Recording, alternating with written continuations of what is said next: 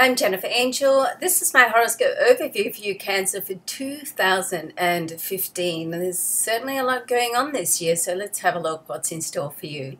So astrologically, 2015 is certainly an eventful year, and it's a time when you can witness many changes, almost as if they're happening before your very eyes. It's like the transformational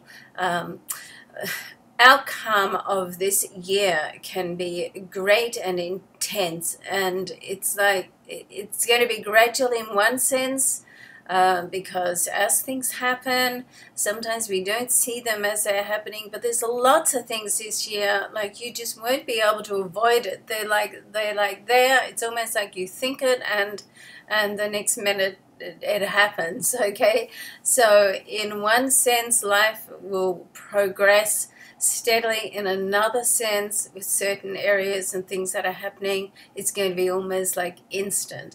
So, and with the last of the Uranus-Pluto squares in March, this is the last of 7 out of 7 over a 3-year period. So this can really bring things full circle now, but there's going to be changes and challenges, so still to take place. And the challenges that you had over the last few years, then you can start to feel that finally things are falling into place. So although there's, Uranus-Pluto is a square, so they're two pretty heavy-duty planets. So it's generally not going to just pass through without you not having some idea of what's going on in your life. Okay, so you can expect a little bit of upheaval.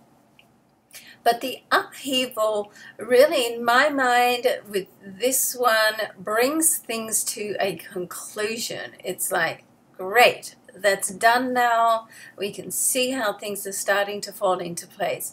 So certain situations in your life, particularly those of a business nature, can finally come to a conclusion and start to open the door to consolidate your future, because Pluto is right there opposite you in your solar 7th house of relationships. Slow-moving planet, been there for a while, going to be there for a while. It's a transformational planet. Whatever's not working with Pluto, Pluto breaks it down and then builds it up again. So particularly as it's sitting in the side of Capricorn and it's in your area of relationships, then Capricorn very much builds things up again and makes it solid. So what comes out of all the upheaval and changes can be, better than it was before. Now, Uranus, of course, sits in your solar 10th house. So this is all to do with your career, the difference you make in the world through your work and business. So this brings it all together. It's like a change can happen in one area of your life and it automatically affects another area. So it's something to look forward to, I think, even though life is full of situations that challenge and support us. And, really, would we want it any other way? Because if we didn't have that, then we'd stagnate and, life would become very totally boring then, and that's not what we want. We want to have fun, grow, be serious, all of it. And this year that can certainly come through for you, Cancer. Now, financial gains are very possible this year as well, okay, which is great, because there's one thing Cancer needs. It's money in the bank. You're one of those signs like it doesn't matter how much security you have, you want to have more. One of your biggest fear is that you're not going to have the security or the money in your life in case whatever happens, if there's a disaster or whatever happens in your life, you want to feel secure, and it's very hard for you to get that feeling of security. So you're always you need the emotional support and you need the financial support. And so the financial support and gain can certainly come through this year for you. You still have Jupiter, the planet of abundance and expansion, sitting there in your solar 2nd house of money and possessions. You do, with Jupiter in this position, need to feel worthy of attracting what you want in life, and it's almost like how worthy you feel of whatever you want in your life is what you'll attract. So be careful that you don't have an upper limit, what we call an upper limit, that you feel that you can't have any more in your life for whatever reason. Generally, these upper limits are sort of ingrained in us from something that happened to us in our childhood. So be great this year to do a little bit of self-work as well. And certainly with Pluto sitting right opposite you there, that reflects back to you and helps you do that work, that inner self-work,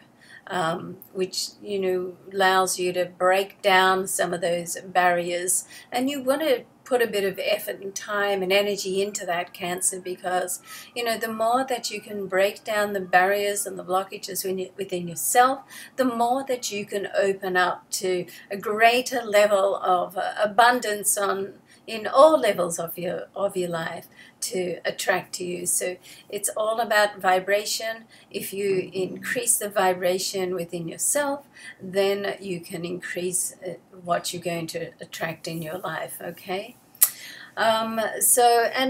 With the money, it's very, you don't want to be tempted to spend your cash as well, because, and I say that because there is a Venus and a Jupiter conjunction in that solar second house, and a few of those this year. And Venus, even though Venus does rule money and you can get financial gains with the Venus, she's also the temptress. So okay, so she can tempt you to sort of, as soon as you get it, spend it again. So you want to be a little bit aware of that. And great year to update your investments, your financial money management, and get some professional advice. It's, if you can, or do your own research. So when Jupiter moves into the next sign in August, which is your solar third house, this is a great time for you to take on new studies. And what better study than to learn more about financial management?